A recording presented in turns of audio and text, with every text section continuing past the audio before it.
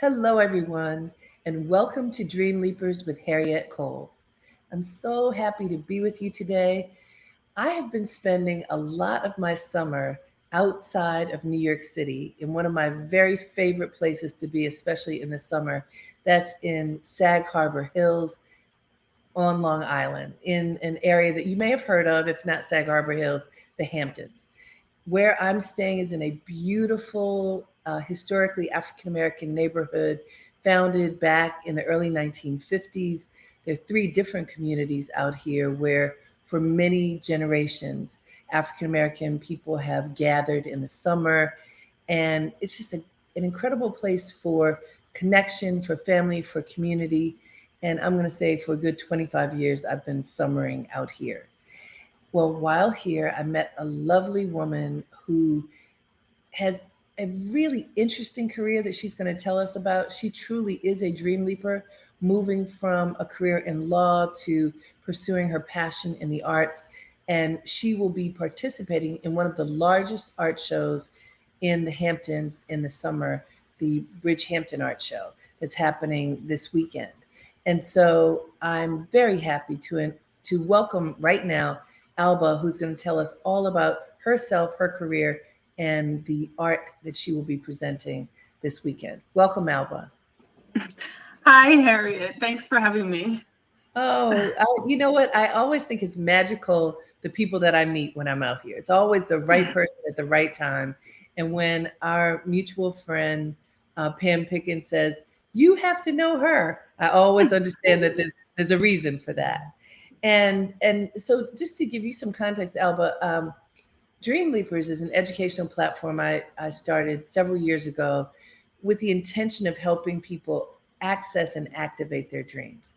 I'm a firm believer that all of us have dreams, every single one of us, even though there's some people who don't believe that they do. And the big question is, what do you do with that dream? Is it something that just surfaces and resurfaces every few years? Is it something that you write down in a journal and stuff in a drawer? Or is it something that you pay attention to and nurture? And when I learned about you, I thought, wow, Alba is a perfect example of what it means to be someone, circumstances happen that really prompted you to leap into your dreams. So I want you to start off by just telling us a little bit about you.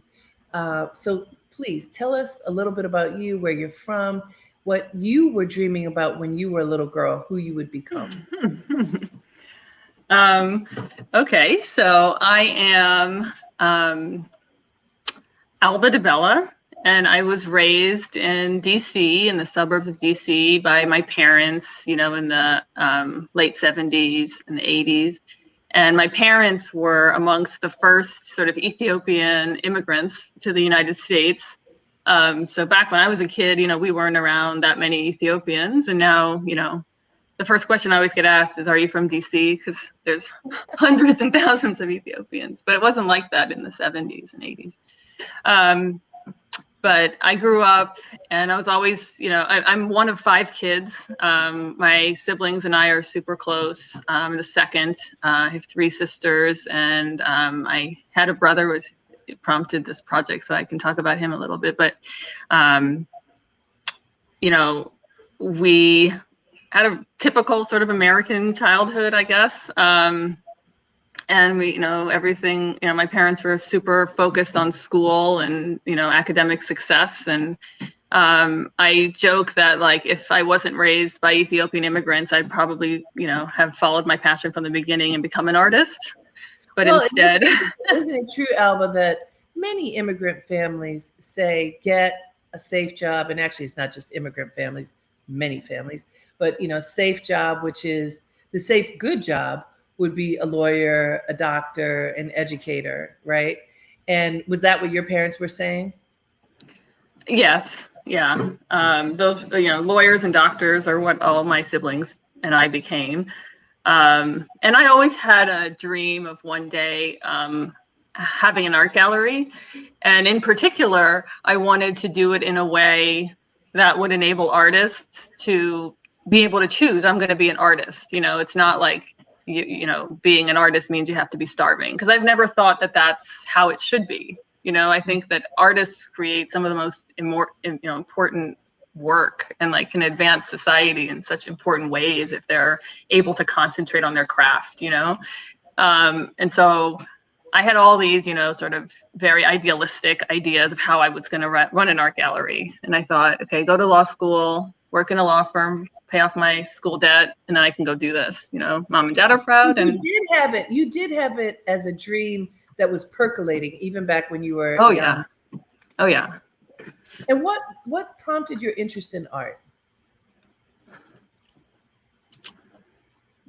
That's an interesting question. I don't know. I think maybe some people are just born with a knack for communicating through like visual creations. I don't know. I've always just made art.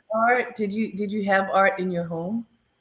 I think the Ethiopian tradition is very pictorial. And, when I went to Ethiopia a couple of years ago and like was a tourist, I was like, oh, maybe this is where it came from because, every church, every wall is a mural. And they would tell us, when we would tour that, the priest would tell the story by like pointing to the pictures, Yes. And so there's, we have scarves and we have crosses and we have like Ethiopian sort of iconographic art around our house. But my parents aren't like, I wouldn't say art collectors. It's interesting that you say that, Alba. I recently interviewed on Dreamleapers a wonderful photographer named Chester Higgins, who spent, you know him? He spent 50 years going to the Nile Valley, to Egypt, to Ethiopia, and to the Sudan, documenting this sacred place. Mm-hmm. And because, just like you described, because there are paintings everywhere depicting that's how the storytelling was documented for so many generations, that he made this book that describes it. So I can only imagine that what you might not have even thought of as art because it was just part of Ethiopian life, many of us revere as these treasures that tell stories about our history. Yeah. So it probably, came from there. And then, when I was, now that I'm an adult and I'm doing this and I have this little project that I'm super excited about, my mom and I were talking about it. And she told me, there's a lot of artists in our family. And I was like, how come you didn't tell me that 40 years ago? They wanted us to, study and like, but she said and she started naming like aunties and different relatives who were always making art, when they were kids. And what kinds of things were they making? I don't know. We didn't really talk about that. But she said, this one was a good painter and this one, would make like things out of found stuff, just, And so professionally, you pursued the law. What type of law did you pursue, and what are you doing in the law today? So I'm a finance attorney. I, for about 16 years, was in law firms doing that kind of work. And then a few years ago, I went in-house and I joined Guggenheim, their investment bank, and I support their leveraged finance practice. Guggenheim is in the museum? So they have a financial institution. Okay. They have a bank, an insurance company, and an asset manager. And so I work for the investment bank. And so as you've been building this career in finance, tell us about the sort of behind the scenes secret stirrings of interest in the art world, and how did it begin for you? So I, really kind of put the dream on the shelf in a way. In the beginning, I was, super eager and I was spending whatever free time I had going to art openings and trying to sort of understand how the art world works. And it kind of turned me off a little bit because I didn't think, I felt very childish in the way I was thinking about things. And like, there's no way I could do this because it's so established. The dynamics are so, sort of, it seems like unchangeable, Mm-hmm. And so I thought, oh, well, maybe one day, maybe when I'm retired and, I would come back to it. So I kind of stepped away. Were you learning about the way that art galleries function, like the business of art? What was daunting to you? really the role of art dealers and how and I was so disappointed in the quality of the art, because it was more, if you're in a certain gallery, then you're valuable versus intrinsic value of the art, and I've always been like very focused on like timeless art and art that's gonna, tell our story, 300 years from now. Because we can go back and we can look at Rembrandt and Caravaggio and like all this, Renaissance art and know their world a little bit. And I feel like there's art being created today that's going to do that, but that's not necessarily what's valued in like Chelsea, let's say.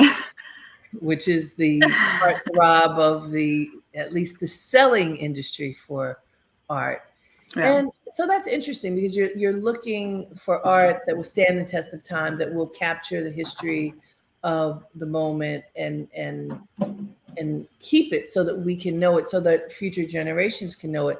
By the way, when you say that, that so reminds me of the art of your ancestral homeland of Ethiopia, when you talked about that, these pieces that for thousands of years have been revered as part of the storytelling. But how do you know, when you look at art, especially if it's contemporary art, how do you know, what measurements do you use to figure out whether something's going to stand the test of time? So, I think time will tell. I mean, I'm drawn to certain things, and I'm drawn to. Yeah, I'm drawn to more to artists and to people who really feel compelled to make, and that they're, sort of connecting to something and do something very specific and very kind of there's their voice, And to me, they're like connecting into something else and bringing it to us, And so, people ask me, well, are you an artist? I don't feel like I'm an artist, because I'm not like sort of compulsively creating art, I mean, I wish I could, but did you ever try I've developed other parts of my, skills and brain that I feel like it almost blocks some of that ability to do that.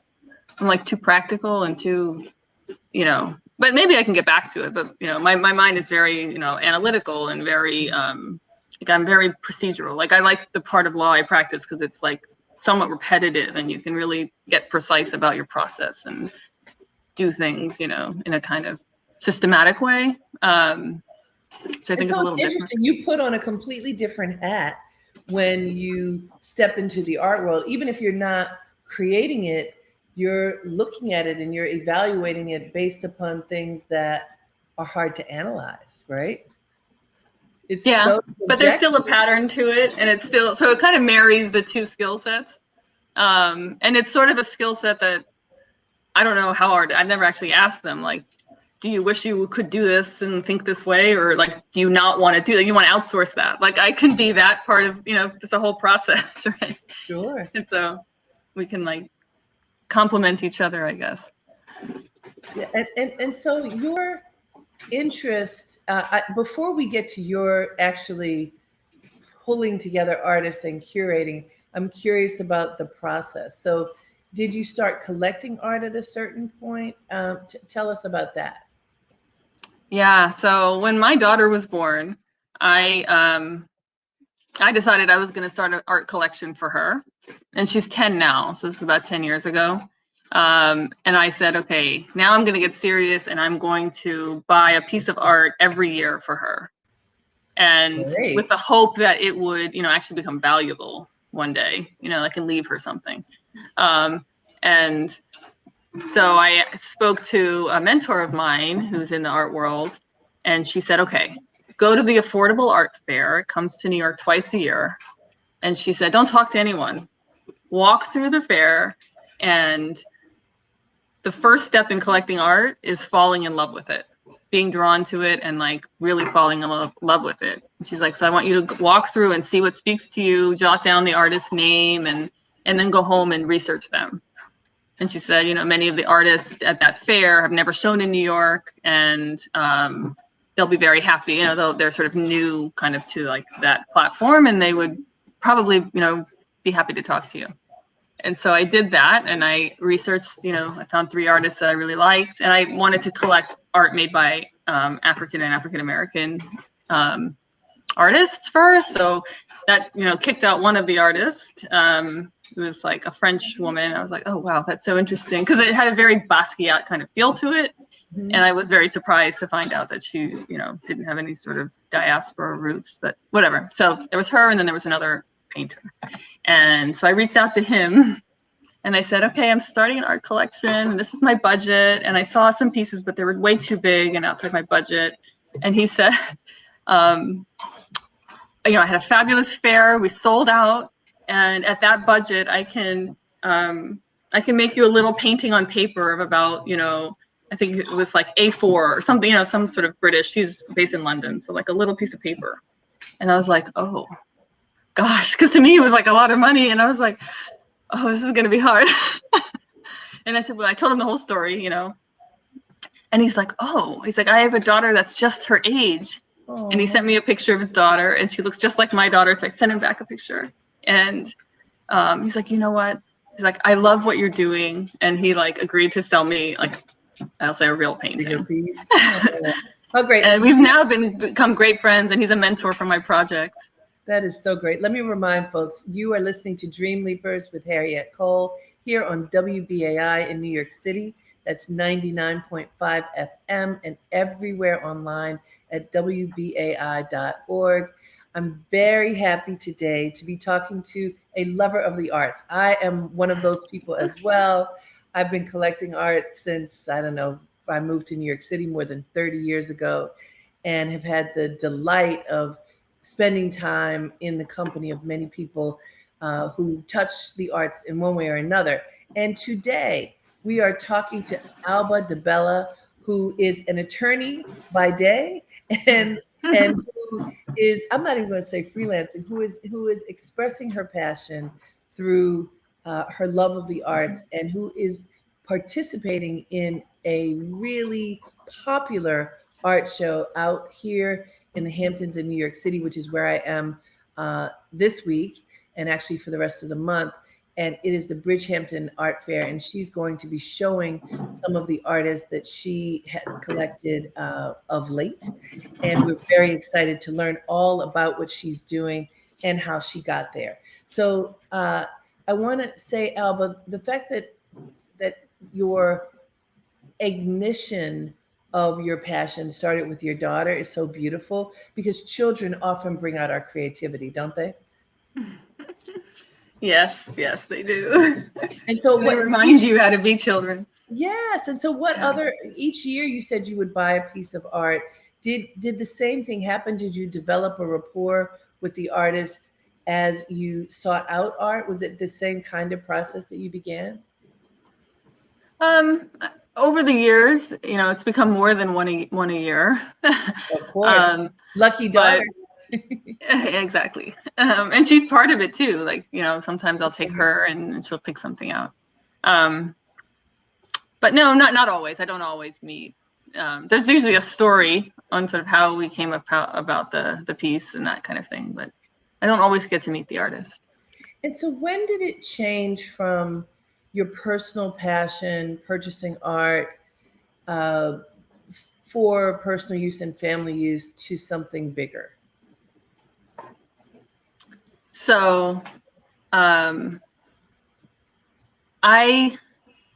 sort of formal project. So I started this Black Arts Collective, where I work with independent artists, mainly of the diaspora, but not entirely. And I really want to be sort of an agent for them, you know, like if they have some sort of project that they want to participate in, or an idea that they want to actualize. I, you know, help them kind of figure out, I want to help them kind of figure out how to make it happen. And like an example is one of the first artists that I started talking to, he wanted to make a children's book. And so he and I were both trying to figure out how to do that. And like, you know, I'm more of a process person and a lawyer, and, you know, reading and writing and internet searching for that kind of stuff. And we never made the book. We haven't made it yet, I should say, but that sort of thing. And what prompted all of that is, I met a very amazing artist named Richard Wilson, who is a pastel artist, and he's based in South Carolina, or North Carolina, I'm sorry, Greenville, North Carolina. And he was brought to the bank where I work for Black History Month in 2019. And he told us his story as like a fireside chat. And then we met afterwards, and, he and I started talking weekly about different projects and things like that. And I, one day made a comment like, have you ever shown your artwork? Because he is on the independent art fair circle, sorry. So he's never worked with a gallery, and he takes his own art and shows it, in different juried shows around the country. And he's always winning first prize. And he's very well known in that sort of circle. And I said, well, are there any such things in the Hamptons? And have you ever shown out there? And he said, no.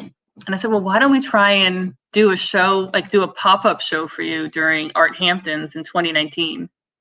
And he was all for it. And I said, okay, so, I've seen your work and it's amazing, and I want to show your work, but let's try and, can you find 2 or 3 other artists that are also making this sort of timeless, like what I believe is really important work in sort of the African-American traditions. And let's show the 3 or 4 of you guys together in a pop-up.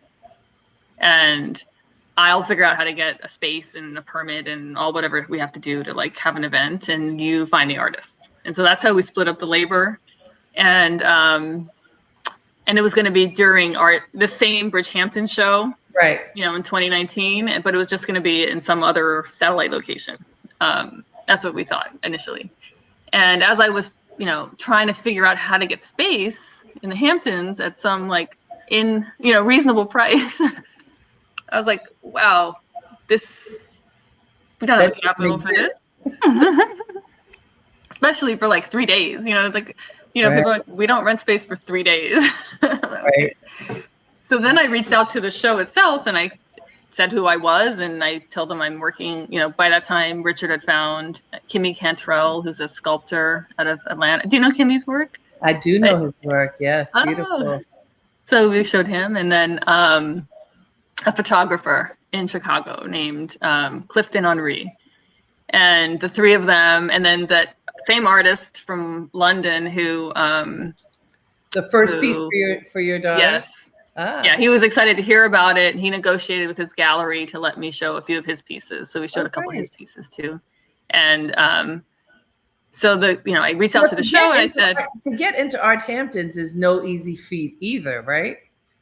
Apparently. I mean, for us it felt easy, but I mean, obviously there's like 20 years of lawyering and then 20 to 30 years of art making. So like everyone's been working really hard, we're not like spring chickens, I guess. But so I put together a proposal, and they said they would, review it. They said that sounded interesting to them, and I said, these are very established, award-winning artists who just, for their own personal reasons, don't work with galleries. But there'd be no sort of compromise in the quality. It's just a matter of giving them access to this space. And so the proposal, I put it together and I sent it to them. And like the next morning they said, absolutely, we want you to participate. These artists are amazing. And like, we worked out some, of the business aspects of it, and we got a booth. See, this is why I just have to give context to this, Alba, because when your passion is clear and when you work on it at the highest level, which you did, you had the vision, you had an artist find other artists at the highest quality. Then when you go to something like Art Hamptons, it's not just, oh, I have an idea, but it's a fully fleshed out idea with the quality of art that would be befitting of this location. And I'm just pointing this out for everybody who's listening, because you could be someone who has a great idea too. I believe we all, like I said, I believe we all have dreams. In order to get that dream to the next level, you have to pursue excellence. And so many things that you just said, I want to make sure folks really heard, because it's not doing it on your own. It's finding the right people with whom to collaborate and using every skill that you have. So like you said, you're lawyering for all of those years, plus the artists who had worked in, each of them different amounts of time. All of that ends up going into making something that would have the folks at Art Hampton say next day, of course, please, we need you. You know, Yeah. it took all that you had to get it to that level. And so thank you for describing it so people can hear and understand things don't just happen with the blink of an eye. It's a lot of effort, and of course there's effort and grace that goes into it as well. And so you got into the show 2019.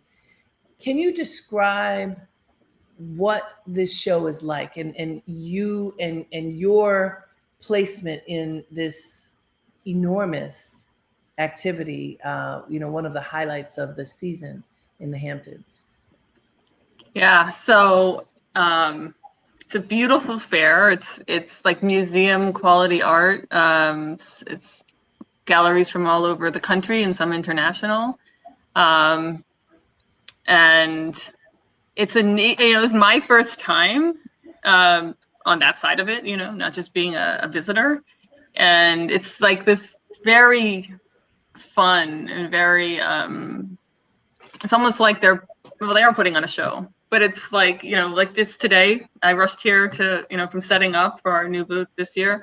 And, there's familiar faces because you see the same. We've done, I think, 7 shows now all around the country. And we see the same galleries and some of the same artists, again and again. And but I guess it's one of the ways that the art world is transitioning is to do these fairs, rather than brick and mortar stores, shops, I guess, for a variety of reasons. So yeah, they're very high end. And yeah, in 2019, because as we all know, 2019 was pre-COVID. We will now forever be in the pre-COVID and post-COVID world, right? So pre-COVID, when we could all be out and about and feel safe, hundreds of people come to this event, right? And thousands, yeah. Thousands of people come to this event. And what is it like for you that first time in 2019 presenting? Describe your being there? Well, I had Richard, Kimmy, and another painter, Kondo, who are very established painters, and they've been around these things for a long time. And I was calling them and texting them and saying, what, this is so scary, because there's a lot of logistics, which is like kind of my thing. But even I was like, I didn't know what to expect.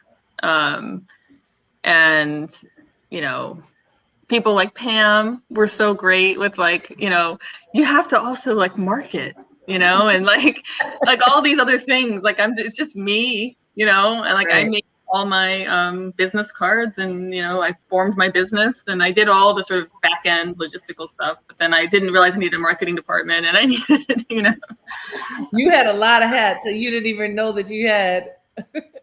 Yes. Yeah. Oh my God. The whole village came out, and they made me, present to the neighborhood. And I was so nervous, but it all came together. It was so nice. People really came out and supported us. And that's beautiful. Let me remind folks that you're listening to Dreamleapers with Harriette Cole here on WBAI in New York City. That's 99.5 FM and everywhere online at WBAI.org. We are talking art today. One of my great loves, just to be immersed in the world of the fine arts. And while I am spending this part of my summer out here in Sag Harbor in the Hamptons in Long Island, I learned about this wonderful art show that's been happening for many years in Bridgehampton, and then discovered a wonderful woman who is Albab. What's your last name? Dabela. Albab Dabela, who is showing at this gallery, at this art fair, and wanted to talk to her. And I just want to share with all of you, as you know, because many of you who are listening are part of the WBAI family and participate often with us together, listening to our stories. For Dreamleapers, listening to these stories of great inspiration that can help us flex those muscles to leap into our dreams because we listen to people who are doing it and how much joy they get out of doing it. I mean, it always inspires me to see someone and talk to someone who had the courage to go for it. And that's what WBAI has been doing for 61 years, telling our stories, telling the truth without any commercial interruption, which is amazing. Even in COVID, we stayed alive when many other people didn't stay alive. And it's 100% because of listeners. We are listener sponsored radio.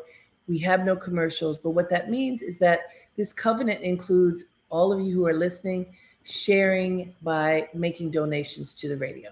So we ask you right now, would you like to make a donation today? You can become a BAI buddy, which means you give a certain amount of money every month. It could be $15 a month, $25 a month, whatever you'd like. And you could also make a one-time contribution. Please consider doing that today. We need your contributions in order to keep all this incredible programming going. And you can make your contribution by calling 212-209-2950. For those of you who have been BAI listeners for a long time, that number has changed. So write it down. It's 212-209-2950. And you can also go online at give2, WBAI.org. And there's lots of goodies, by the way, that many of our guests have offered, that you make a contribution and you get a gift. Well, isn't that the best? But please consider giving, becoming a BAI buddy. That's a once a month donation, or making a one-time donation. So again, our number, 212-209-2950, or go online at give2wbai.org. So we're talking to Albab Dabela. And Albab, you created this Black Arts Collective in honor of your brother. Can you tell us that story? Yeah. So my younger brother, he was about 2.5 years my junior. He was the only boy in our family. He was, just a good guy, and I don't know. So he passed away in 2014 under very suspicious circumstances. He lived in a town in Connecticut called Reading, which is about an hour north of the city. And he was out having drinks one night and was on his way home. It was, I think a 6-minute drive from where he was to his house. And he made it halfway and his car flipped over and he was shot in the back of his head. And the police found him, they say. And they decided in the middle of the night that he committed suicide. And they just didn't investigate it. And it was about 4 or 5 months before Michael Brown, and before, we really knew that police everywhere just sometimes kill Black boys. And so we didn't even really suspect that initially. We just thought it's a small town, they don't know what happened. And, they've never had a homicide in that town ever. So whatever. So we tried all sorts of things to supplement their, investigation. And, eventually you realize it's a cover up, and, that there's definitely more to the story, but, they're not going to help you find it. And so I think it happened in 2014. And I think it changed me, my sisters, my parents. That's our whole understanding of this country, of just life. In, my dad would say, I brought you guys. I stayed here because I thought I could, save my son from having to fight in the army, and because there was a civil war going on in Ethiopia, right? Or civil war. And we're actually half Ethiopian and half Eritrean, and so our brother lots of our cousins died in war, right? Right. And then for him to lose his only son, like, essentially, we're still there. There's a war going on here. It's like a Cold War, right? But he Sure. didn't even know about it, right? My father, he didn't have Right. an appreciation for it. So it made us, as much as we're all like super hardworking and like we're trying to, go up the corporate ladder and stuff. I think it And was he a made corporate us. person? What I'm was he sorry. doing? What was his My work? brother was a lawyer too. Yeah. Um, and our dad always, he always encouraged entrepreneurship. He's a doctor, our father, and he works for himself. And, he was always sort of encouraging. And actually the day my brother died, we, it was a Friday night. And so like the Saturday, we had a scheduled meeting. We were going to start this real estate business together. And with some friends of mine from law school. And so we were having this call that morning that never happened. But anyways, so I think that it definitely made me sort of rethink my sort of devotion to work and saying like life can be over like this, And I Sure. thought, I was like 38 at the time or something. So I was like, I'm still doing this for now. But it's like, wait a Right. second, he was 35 and like his this for now was all he ever did, And so it made me just sort of think about what else I could be doing now versus thinking I'm going to do that later, And so it's always been planted in my mind. And then there's a whole bunch of other things. Like he was in a very white town. And, we all showed up the next day, like my entire family from all over, my sisters, my dad, my mom. And this policeman like tells us this crazy story, right? That, we think he heard the sirens coming. And so we think he was ashamed of himself and he took his life because he What? didn't, because the guy is like looking at us like we're real human beings and he's a real human being. And he says, you're such a prominent family that he wouldn't want to shame you with a DUI. So he killed himself. And I'm like, you don't even think we're humans. Like, what are you talking about?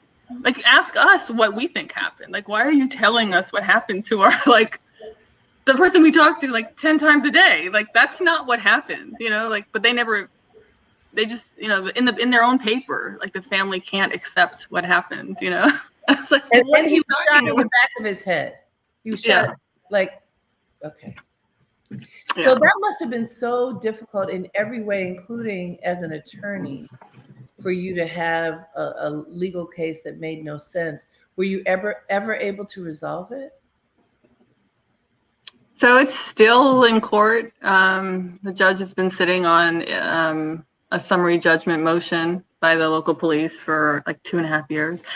I always say that I feel like I'm not a lawyer when it comes to what happened to him. Like, I don't know how the system works. It's not meant for us. I guess it doesn't work for us, but it's just kind of languishing. And it's like like science doesn't apply. There's all sorts of science that just doesn't add up. And it's like, oh, they just jump to these like crazy conclusions. Like they do the science and then something doesn't fit. They just skip that and just go to their conclusion. And it's like my dad, especially, he's like, I'm a scientist. Like I'm an intellectual. Like, tell me a story that makes sense. Like how do you get away with this like shoddy, illogical kind of thing? But it's very And so frustrating. given this made no sense, and yet out of this experience, you were prompted more urgently to start this collective. You named it in honor of your brother. What was his name? So his name is Gugsa. His given name, like we all call him Gugsa. He's known amongst his friends as Abe. His middle name was Abraham. And what does But Gupta mean? Gugsa means warrior. Mm, Yeah. beautiful. And so you've poured your heart and soul into this arts collective, really in honor of your brother. Yes. Yeah, because I'm thinking, just like Reading was this like very white town, you know, so part of the objective is to bring blackness, and not just black people or black artists, but like blackness. Like I'm behind everything that happens, right? So there's going to be some element of like intentionality and like conversations. And so I've been in these places that are, without me, very, very white, and so to bring us into these places so that they can know us in just ordinary ways, not just in the newspaper or, Right. in these sort of distant ways. And I think it's been very fun. And like, I think I've had many conversations where a gallerist or someone else says, I've never thought of it that way. And I was like, in my mind, I'm thinking it's funny because you've never talked to a black person about this, and it's just, I love art. I'm troubled deeply with the state of, race relations in this country. And so my little way is to like marry those two things and, try and at least the people we come in contact with will have some broader experience of us. And so, as you have gone about curating these 7 shows that you've done leading up to now, how are you deciding on artists based upon looking through that lens of working to tell the story of the Black experience in a more holistic way? So it's just been very organic. I can't even, it's like, I'd have to sit down and look back and try and, weave together. But, so we did Bridgehampton and we showed Kimmy Cantrell, and I don't know who he spoke to or who I spoke to because it was all a blur, but someone met us and said, we really want you guys to kind of do this, but at a sculptural art show that was happening in Chicago that year. And so they wanted a sculptor. They wanted us to do a whole booth with sculptors. And so I did the same thing I did with Richard.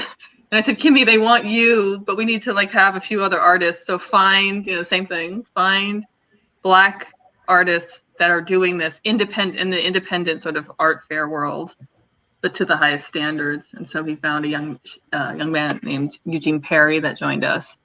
And then he invited a very good friend of his who's not Black, but was excited about the project. And so he also showed with us in Chicago. And then, from there, we got invited to another show. And then each time, and then just different people we meet at the shows and people recommend to me. And so it's all very organic and slowly growing. And as you have done that, I read that you primarily are looking for artists who are not already with galleries, who are on the independent circuit. So is it really dependent upon this who knows who in order to find them, because they're not necessarily part of a tightly woven network the way that they would be if they were in a gallery? So there is a tightly woven network of independent. Okay. Yes. Okay. So that just like, the Bridgehampton show, and there's other shows that are very well known in sort of the gallery world. Okay. There's like a parallel universe of independent art fairs, or art fairs that are directly with artists. And so I've met a few artists by attending those and coming upon their booths. But a lot of it is, went from Richard and Kimmy and Cliff, and then from Kim to other, so it's like growing. Word of mouth and referrals. Who counts for so much, everyone, as you are listening. Yes, you have to be talented. Yes, you have to be smart. Yes, you have to work your butt off, because that is what it takes to make a dream come true. But also, you need to be connected. And it doesn't matter. That doesn't mean with a particular group or whoever it might be, but just noticing who do you know and what are those relationships, and keeping your eyes open, right? Don't you think so, Alba? Yes. And also just talking to people and, telling them who you are and what you want to do. Like, it's amazing, who wants to support and what I do comes sort of naturally and easy to me, but to some of the artists, it's like a whole new world of skills that, they don't have, and like they really appreciate. Sure. And I get, energy from doing all that stuff, and to them it's like a drain, right? And so it's Right. very So symbiotic. yeah, very symbiotic. Hey guys, you're Yeah. listening to Dreamleapers with Harriette Cole here on WBAI in New York City. That's 99.5 FM and everywhere online at WBAI.org. We are talking art. It's fascinating to me to talk about art with people who love art. It just fills my spirit. I hope it fills yours too.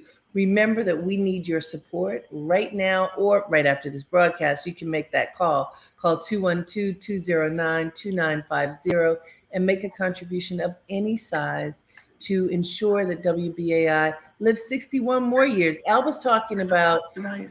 art living forever. Well, if art lives forever, part of the way that you get to distribute art forever is through media outlets like ours. So please do call 212-209-2950 or write to give to the numeral 2 WBAI.org so that you can make a contribution. And so we are talking right now to Alba Dabela, who has created a wonderful Black Arts Collective in honor of her brother. And she has with her one of the artists who will be showing at this wonderful arts fair. And we'd love to bring Jazz in now to talk to us and tell us, because you have a great story too, how you met Jazz. So Yes. yes, where's Jazz? Welcome, Jazz, and let's hear how you brought Jazz to be part of your booth at this arts collective. Welcome, Jazz. Hi, thank you for having me, Harriet. I appreciate you. So Yeah. Alba, I hear that Jazz was kind of stalking you a little bit. He's like, I need to be part of you. Jazz, tell us that story. 2019 was my first art fair that I've ever gotten to do, and I was having a lot of trouble dealing with galleries. There was a lot of wolves in sheep's clothing, and I was only 24 years old, so I was naive and unprepared for the things that I was dealing with. And when I got there is when I realized, okay, like I'm in rough waters for what I'm capable of doing, and it was like really scary for me. I didn't know, I just thought I had to go along with any opportunity that was coming my way. Well, I had never been to the Hamptons, and I was shocked when I got here, and when the fair seemed really dead, and it didn't seem like a place for me until I found Alba's booth, and that really, like, I really finally felt like comfortable in that place. Like I finally felt normal and just myself. I could be myself. And so I kept coming back to Alba's booth. I wasn't even allowed to be, they didn't even want me in my booth. They wanted the artists away. So I kept going to Alba's booth because I loved the artist. It seemed like there was a magnet in the tent that was bringing everybody's to Alba's booth. And so it's just like I needed to keep going back there for my own sanity and for, that's just where I was comfortable. And Alba finally asked me, about me and like what I'm doing. And we went outside and we connected. Just like we got so emotional. She told me what she was trying to do. I told her what I was trying to do with my art and with my time here on this planet. And our values and really aligned with each other. And I think we both felt it. She told me what she was trying to do, and I just got emotional hearing everything, why she was here, what her plans are. I think she had told me that she wanted to be like Clarence Avon, and I had just Oh, But for the art world.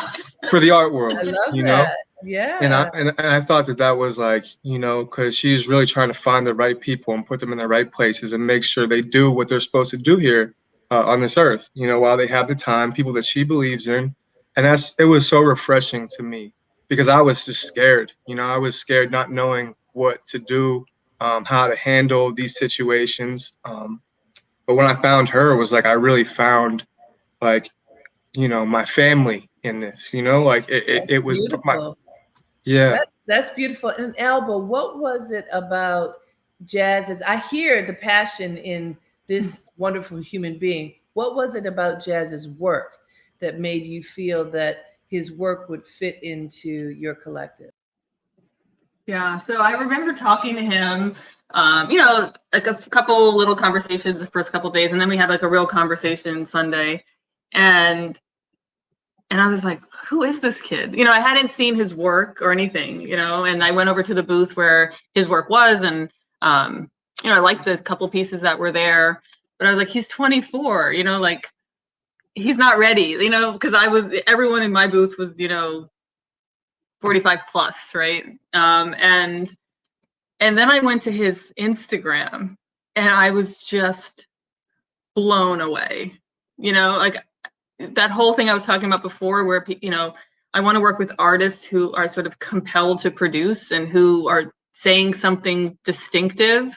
And I mean, jazz fit right in, you know, and it was unbelievable to me when I saw the amount of work that he had produced in just a few years. And so you described earlier that in the word of mouth experience that you had in curating other shows, there was an artist who brought a non-Black artist along and you welcomed him in. And Jazz is also a non-Black artist. So talk about having a Black arts collective that includes artists who aren't Black. Yeah. So it's, again, the naming of the Guksa Black Arts Collective was sort of very intentional, right? So I wanted to memorialize my brother's name. And then I wanted to associate what we're doing with Blackness, you know? And then I wanted it to be a collective endeavor, like not just a gallery, right? Like it's not about me. It's about what we're doing together. And so the Blackness to me is like I said, it's going to be ever present because I'm there, right? And I'm involved in it. And in some ways, you know, because I've been asked, both in Chicago, and then we did a show with jazz in Palm Springs, and we've done a show in Manhattan, and now a show here. And I've been asked, you know, wait a second, how does he fit in? You know, and I get very offended by the question. I don't really have an answer that's like a full answer yet, but Jazz knows exactly what I'm trying to do, and he wants to be part of it. And you know, his work is, I think, important. You know, and I think that people are drawn to our booth to talk about his work, and they have to talk to me, or not me, but somebody associated with the collective, right? And so Jazz isn't going to talk about being part of this project without talking about Blackness, right? So there's always going to be Blackness involved. Like that's what we're all about. And so it's like a bridge. When you say, because we have just a couple minutes left, and Jazz very passionately said it, and you also said he understands what you're all about. He said you all kind of vibed on shared values and understanding of what you're all about. In a sentence or two, tell us all, what are you all about? Why, what is this arts collective, and why should we be interested? What am I all about in one sentence? The work. I think authenticity, huh? What'd you say? The work, the collective. Go ahead. Authenticity. Yeah. Authenticity and I don't know, just Change, you know. Well, yes, and bringing realness, you know, and content and conversation and I hope value, you know, getting Jazz's work into our people's hands, and not just Jazz, but you know, Kimmy's work, and hopefully that'll create wealth for generations. You know, like that's art is also a mechanism to generating real wealth, I think. Absolutely. So tell us, how can we come and see your booth and see this great show? we're, folks, I'm out here right now, but we are a train, a jitney ride away, a car ride away. Folks can come. It's started on Thursday, goes through the weekend. Is that correct? Yes. Where do people go to get tickets? So you can come to the show. It's at the Bridgehampton Museum. You can buy tickets at the door. You can go to the website for artmarketproductions.com and buy tickets there. If you want to reach out to me on Instagram, I can send links. We're at Gugsa Black Arts, it's spelled Gugsa, Black Arts with an S at the end. So the show is on Friday from 11 to 7, Saturday 11 to 7, Sunday 11 to 5. Wonderful. Well, I thank you so much. It's delightful to talk to you, Alba, Dabela, and Jazz. Cannot wait to see the work. Can't wait to be part of this wonderful experience of just being immersed in art. And want to thank you, Alba, for putting your heart into this work, especially after such an incredible loss, that there's something that can blossom through your brother's memory. Proof that our dreams come out of all different kinds of places and we can manifest greatness even in the midst of pain. So we thank you so much. Jazz, you're a young artist. We can't wait to see your work and see what you're doing now and where you're headed. Thank you so much for being a part of this, and we look forward to coming to the show and seeing your work. My headphone. Thank you, everybody. It's been great to talk to Alba, Dabela, and to Jazz. We look forward to seeing you next week. And also, I want to share with you, October 16th, I'm hosting a Dreamleapers retreat, a virtual retreat where we're going to come together. It's called What's Next, where we're going to refresh, reset, renew, set ourselves up for success moving into the fall, October 16th from 1 to 3. This is a free event. Go to harriettecole.com and click the link at the top and you can sign up for your free ticket for Dreamleapers Retreat. What's next? Until next time, have a great day and make it count.